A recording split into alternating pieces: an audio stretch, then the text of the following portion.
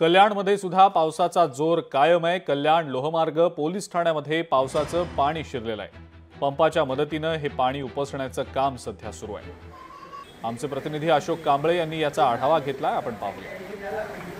कल्याण डोंबिवलीमध्ये आज पहाटेपासूनच पावसाने सुरुवात केलेली आहे आणि ही सुरुवात अगदी धडाकेबाज झालेली आहे आणि ह्या पावसामुळे पहाटेच्या पावसामुळे कल्याणमध्ये सकल भागामध्ये पाणी साचलेलं आहे। आता आपण आहोत कल्याण रेल्वे पोलीस स्टेशनमध्ये।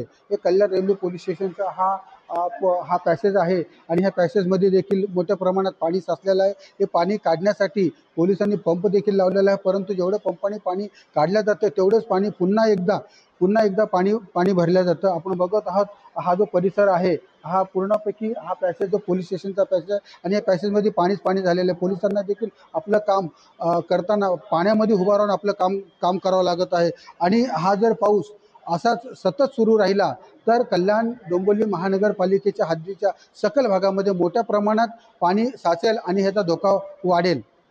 अशोक कांबळे, लोकशाही, कल्याण। लोकशाही मराठी ऐका, पहा, जागरूक रहा।